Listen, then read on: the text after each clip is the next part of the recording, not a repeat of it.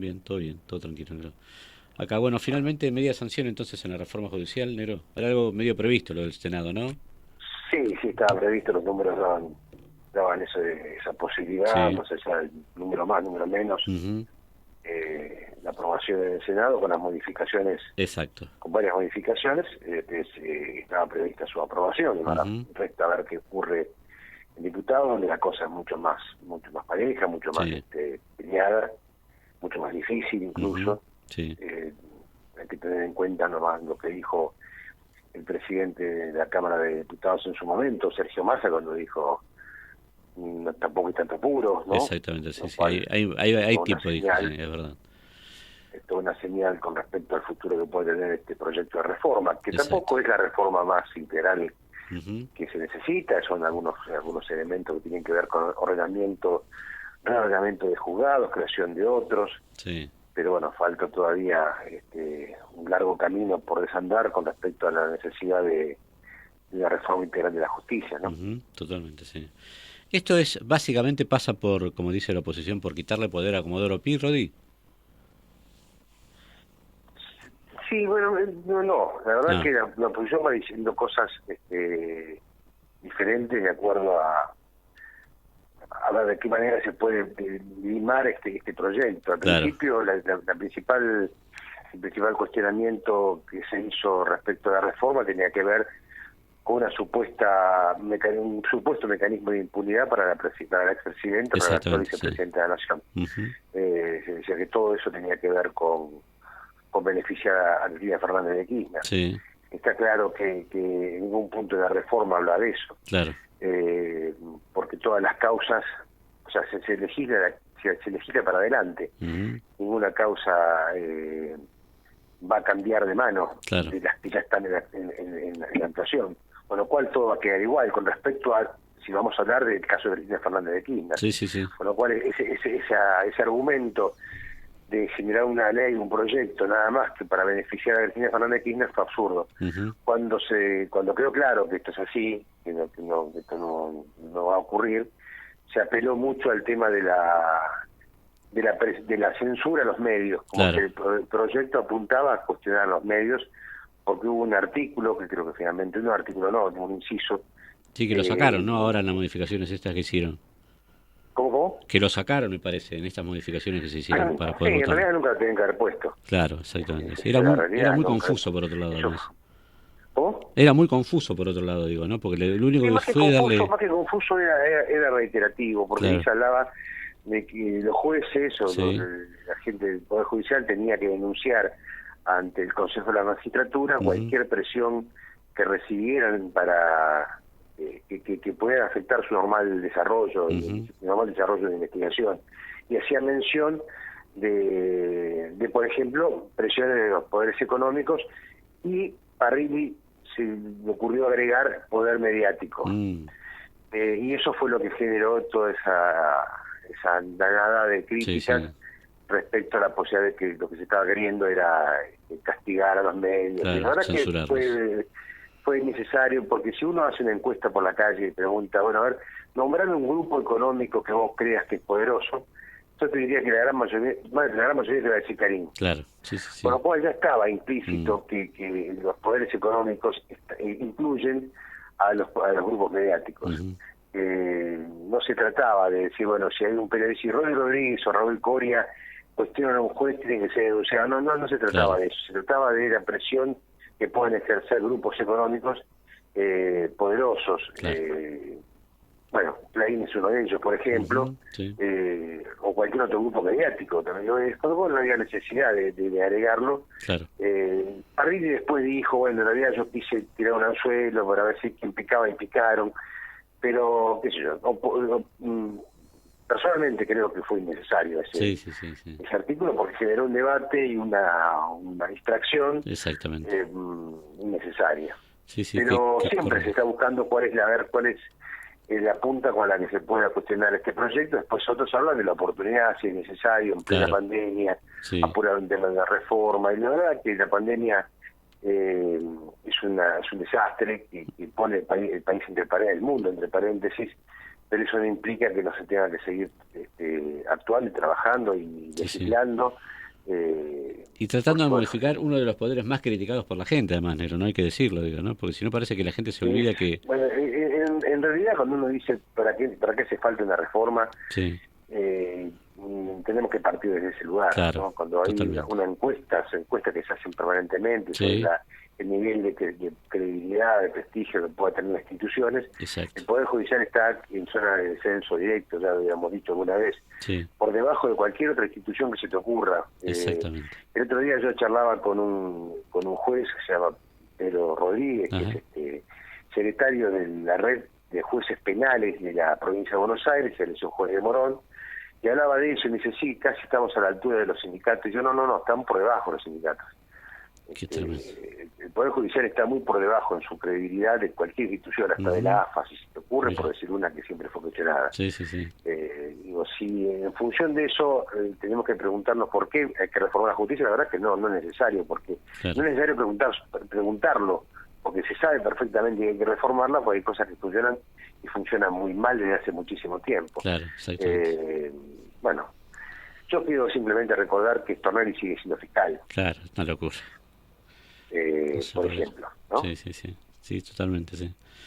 Una locura, totalmente, sí.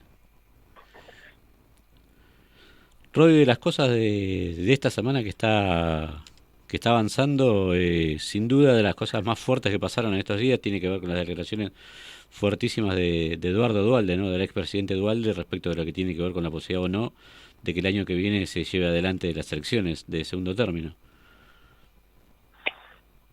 Sí, yo creo que lo grave no es lo que dijo Duhalde es grave, sí, por supuesto, pero me parece que grave es quien le manda a decir esas cosas a Duhalde. Yo creo que lo de Duhalde, por supuesto, fue repudiado por muchos. Solo que más que merecer el repudio merece ser ignorado. Yo creo que Duhalde no es un hombre que esté bien.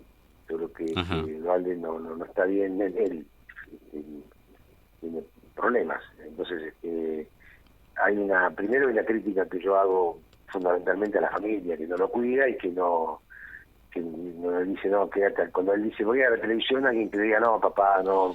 Claro, Eduardo, ojo con lo que decís negro, ahí. Quédate en casa, no puedes salir a decir nada porque vas a decir cualquier barbaridad. Claro. Hay que cuidarlo. El otro día escuchaba algo que me pareció interesante. Yo creo que Eduardo Duhalde fue un buen presidente, con fallas, con errores, en un momento muy difícil del país, el más difícil seguramente de la historia. Exactamente.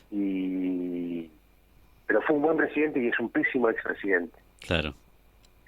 Está buena esa mirada. Anunció en su momento retirarse de la política y nunca deja de retirarse. Sí. Y comete estas cosas, esas barbaridades. Hace un par de semanas se reunió con Axel Kicillof. Axel Kicillof lo recibió junto con otras entidades productivas para hablar sobre el futuro de la provincia. La verdad que es un absurdo. Si vos pensás que va a haber un golpe de Estado, ¿para qué te sentás con el gobernador a hacer planificaciones? Hay una contradicción constante. Obviamente hay gente detrás que le interesa todo esto. Hay sectores absolutamente... Toda la vida hubo sectores golpistas. Eso está claro. El argumento de Duhalde diciendo que tiene un país en récord en golpe de Estado tiene que ver con una historia que por suerte ya pasó y que no tiene ningún viso de posibilidad de repetirse. Hubo gobiernos en estos años de democracia recuperada desde el 83 hasta ahora que han dado motivos de sobra para que haya golpe de Estado, si tomamos el ejemplo de lo que fue desde el 30 hasta el 76, que por cualquier cosita, cualquier motivo de contento popular, llegó toda la puerta de los cuarteles. Bueno, sin ir más lejos, creo que cualquier crisis grave que ha tenido la democracia fue resuelta en el marco de la democracia. Y así va a seguir siendo. Parece que estos ejemplos de lo que ocurrió en el siglo pasado no se van a repetir, no puede repetirse nunca. Yo creo que hay muchísima gente, hay muchos sectores, muchos dirigentes que se dicen, mal se dicen dirigentes políticos porque no lo son, qué sé yo, desde Milei hasta Esper, hasta que tienen esa vocación todavía nostálgica de golpear la puerta a los cuarteles. Yo particularmente creo que lo pueden hacer, lo que creo que no lo va a atender nadie.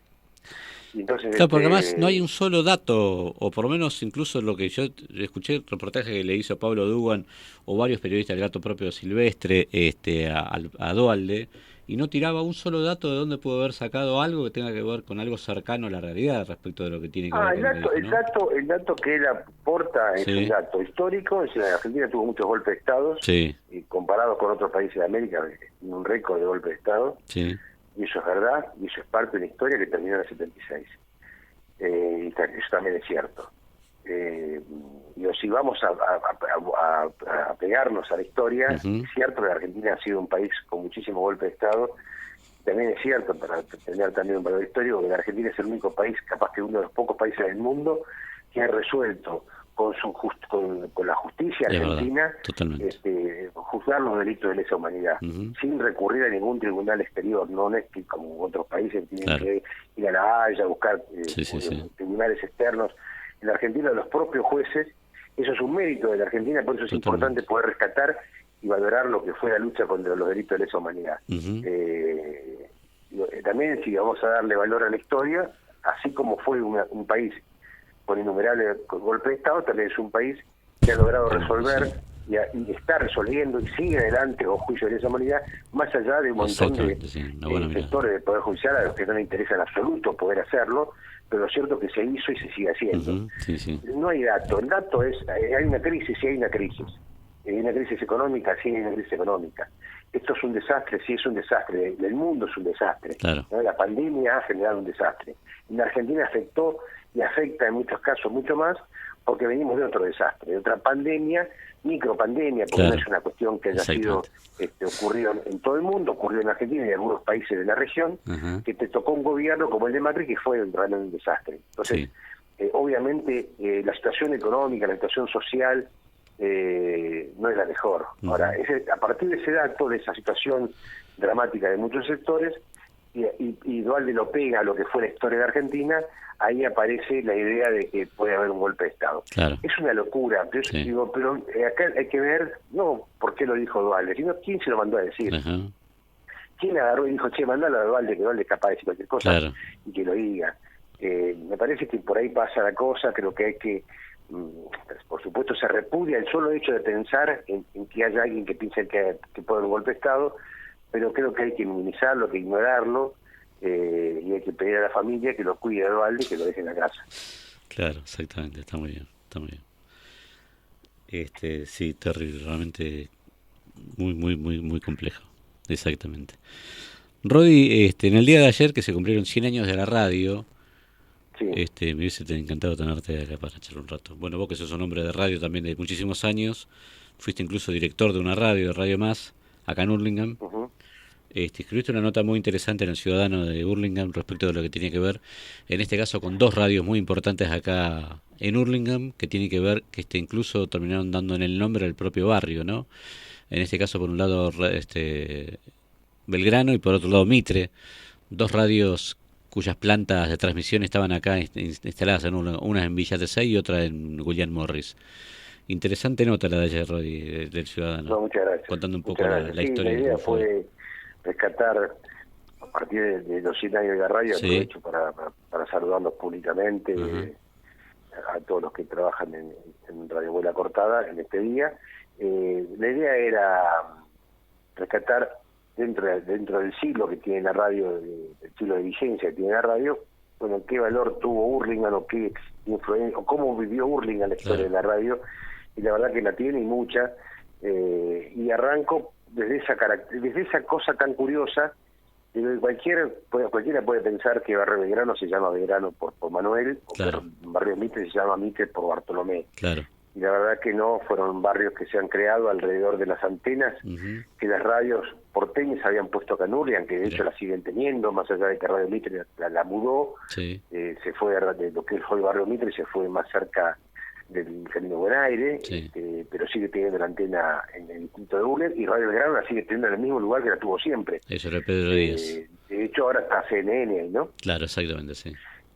Pero bueno, hay una historia muy muy rica con respecto a esas dos radios y cómo se fueron formando barrios alrededor de esas antenas, Mira, y bueno, cómo adoptaron el nombre de una radio, dos barrios de Hurlingham. Me parece que ujú, es no sé si es una historia que todos conocen, pero me parece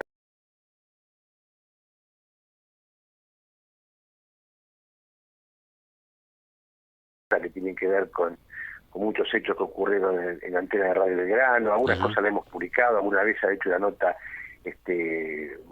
Tito Gómez, el ciudadano también vinculado a las bombas en la planta transmisora de Radio Belgrano, ahí en Urria, en Pedro Díaz, o cuando el proceso de estatización que tuvo Radio Belgrano fue una radio privada, nació como radio privada, manejada por Jaime Yankelevich, una familia absolutamente ligada a los medios de comunicación desde toda la vida, ¿no?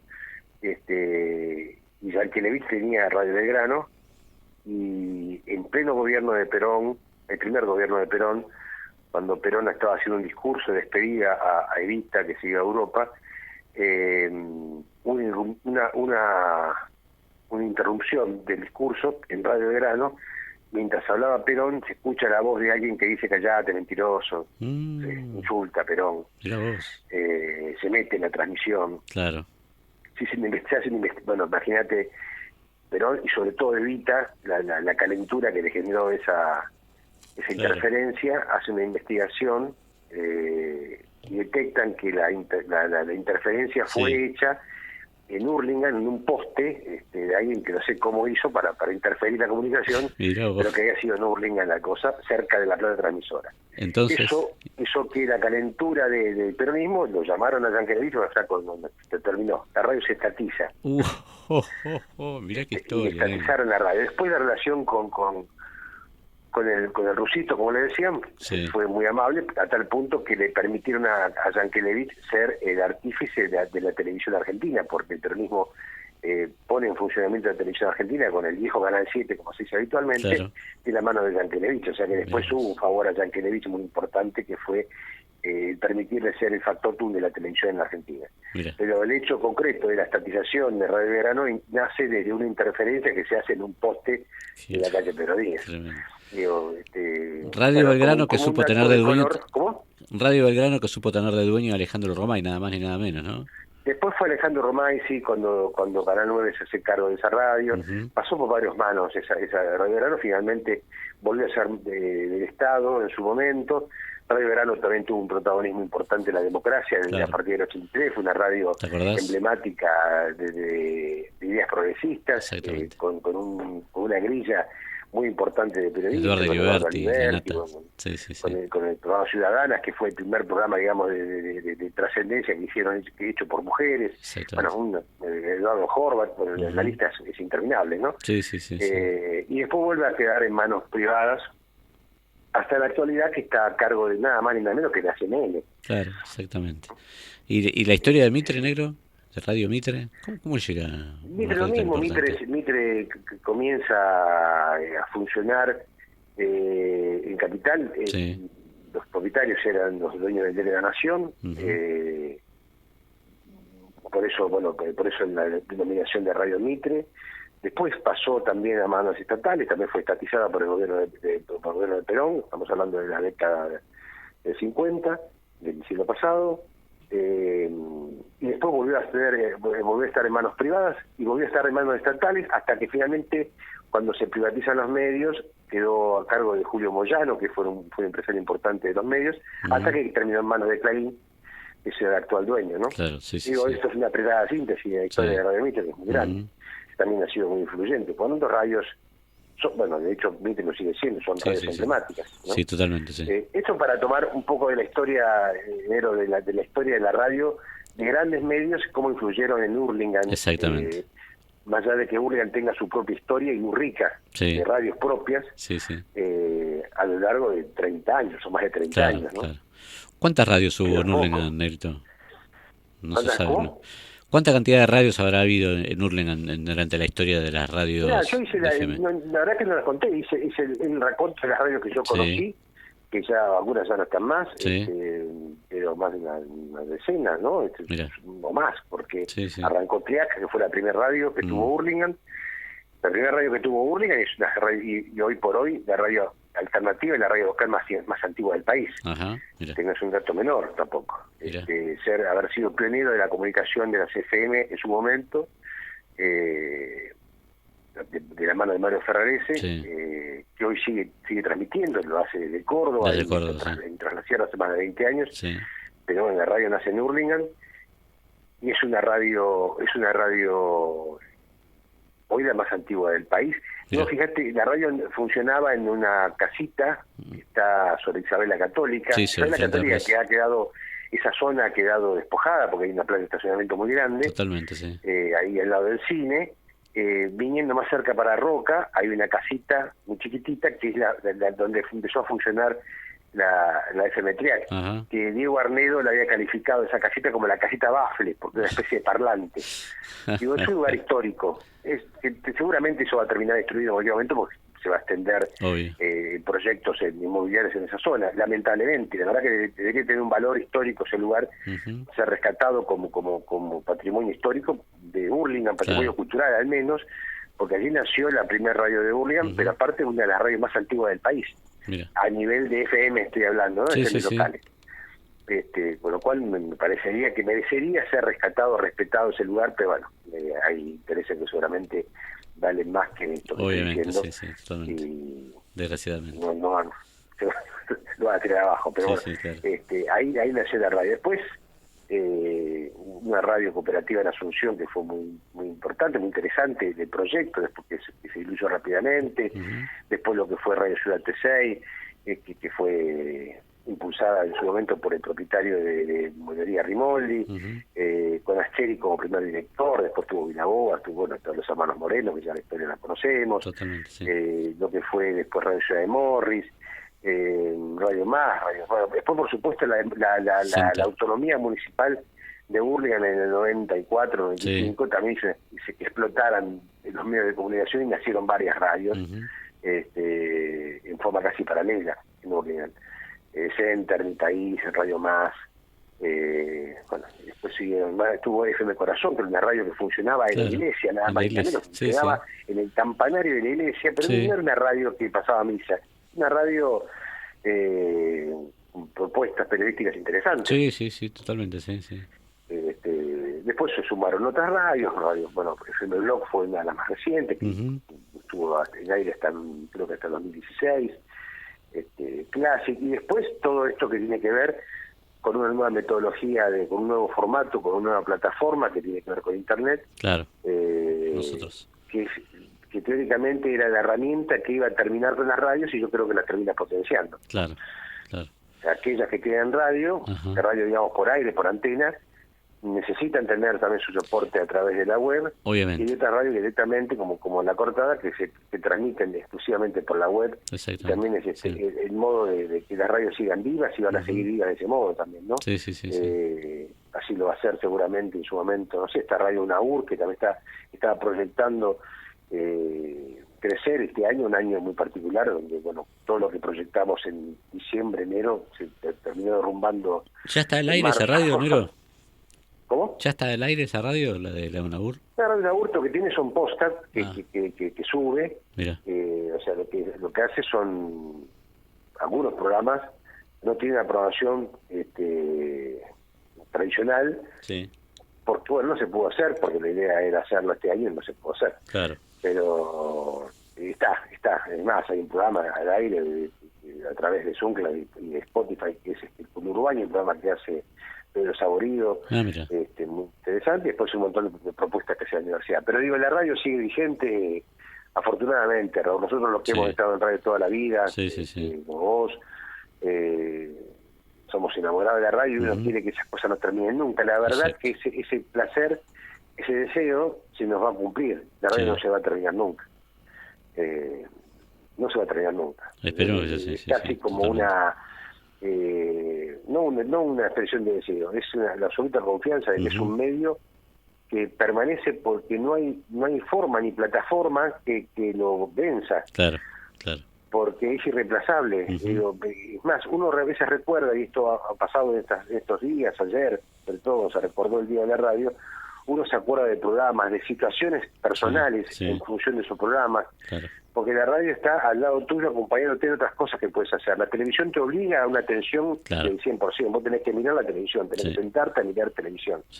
La radio vos trabajás, conducís tu auto, el bondi, estudiás, estás limpiando la casa, la radio está ahí, te acompaña. Acompañándote, claro. Entonces nadie se deshace de un compañero. Claro, Nadie. exactamente. Está bueno eso. Entonces, por eso, la radio va a seguir vigente, tiene 100 años, y 100 años de una plenitud y de una vitalidad absoluta, Sí, sí, sí. que no tiene la televisión. Es verdad, eso sí, La absolutamente. televisión está en crisis, la radio no. Es verdad. ¿Mm? Sí, sí, sí, totalmente, Rodi. Rodi, por último, vos como ex dueño de una radio, de Radio Más, de esa experiencia, ¿qué te quedó? De esa experiencia que vos como viejo amante de radio también. La experiencia de Radio Más en particular. Sí, Mira, yo voy acumulando experiencias en la radio. La radio cerró no sé, ayudamos también, creo que en el 2003, 2004. sí. Pasaron muchos años, 6 años, 15 años pasaron desde el cierre de la radio. Yo sigo acumulando experiencia de esa radio hasta el día de hoy. Mira. ¿Por qué? Porque, o sea, ayer me pasó de muchos compañeros, de muchos chicos, digo yo siempre, porque son todos chicos para mí, que me mandaban mensajes diciendo que tipos con no voy a dar nombres propios porque eran mensajes personales, pero sí voy a contar algunas cosas que se han dicho, y que decían que les tocó vivir esos días de Radio Más, Sí. como uno de los días más felices de sus vidas. Mira vos. Y te lo dicen tipos que después no es que no hicieron nada más en su vida que eso. Hicieron muchas cosas, y algunas cosas muy exitosas, Claro. dentro y fuera del país incluso. Y te dicen, no, como lo que yo viví en Radio Más fue inolvidable, fueron los días más felices. No me lo dijo uno, me lo dijeron varios. Mira vos. Y eso para mí es una caricia enorme de una radio que no fue un camino de rosas. Vos fuiste parte de eso, Sí, sabés sí. que no fue grato, ¿no? Nosotros hicimos ese proyecto de radio, una radio enorme, en plena crisis, en la crisis más profunda que ha más tenido profundo la país, sí. Argentina. en su Pleno historia. 2001, pleno 2001. Y no fue fácil No, de ninguna manera. llegar adelante. Es un proyecto de radio que llegó a tener 24 horas seguidas al aire en vivo, Sí. no que pasábamos música. Sí, Había totalmente, 24 sí. horas en vivo de radio, Con todo tipo de y programas. sumó no menos de 500 personas trabajando, haciendo programas, propuestas en la radio en forma Tremendo. simultánea. No es que la fui acumulando 500 personas a lo largo de 10 años, no. 500 personas, vos un día armabas una lista de los que estaban en la radio haciendo programas, haciendo distintas cosas, y sumabas 500 personas. Qué tremendo. Tremendo. Fue un festival, Sí, ¿no? sí, sí, fue un festival. De una experiencia muy linda, con Sí, sí, muchos, sí, ya sin te digo, duda, con sí. muchos sinsabores, porque tiene que ver con cuestiones económicas que nos trajeron. Sí, que en ese momento era muy, En lo muy personal, duros. tremendo dolor de Muy cabeza, duros, ¿no? sí, Casi sí. yo casi pierdo la casa Claro, exactamente, sí. por la radio, ¿no? Sí, sí, sí. Que no es un dato menor, ¿no? Exactamente, sí.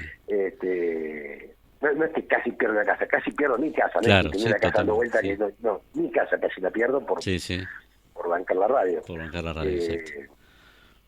Pero bueno, sí, fue una experiencia muy linda. También en Intenso. su momento había estado a cargo de Triac cuando Mario Ferrer se fue a Córdoba, que yo me tocó Exactamente, dirigir sí. Triac también. Sí. Para mí fue un placer muy grande. Ujú. Y después cada vez que me toca ser parte de un proyecto de radio, me toca hacer radio ahora en otros lugares, Sí. o charlar en una radio, para mí es un placer. Ujú, ujú.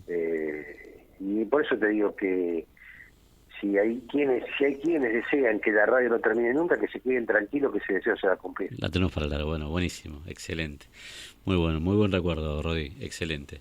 Bueno, Excelente. Bueno, muchas gracias, Nero, por supuesto, por bueno, estar sí, siempre bueno, en la radio. felicidades también por la parte que te toca, que no es poco, Ajá. y también de llevar adelante la radio con nuevas tecnologías, con nuevas plataformas, Ujú. que también es parte de la vigencia actual de la radio, ¿no? Totalmente, sí, sí, absolutamente. Yo confío mucho también que Internet le está dando, de hecho, una vuelta de tuerca importantísima A esto a hacer la radio. Totalmente, sí, es Mirá que verdad. mezclo dos. Hablo de Internet y hablo de una vuelta de tuerca, ¿no? Claro. Como si hubiera tuercas y todo eso, pero bueno, es una forma de decir. Es una forma de decir. Sí, sí, totalmente, totalmente. Pero bueno. Bueno, Nerito, genial entonces. Te mando un abrazo enorme, muchas gracias como siempre por estar acá hablando de radio en nuestra radio No, por favor. y ser No,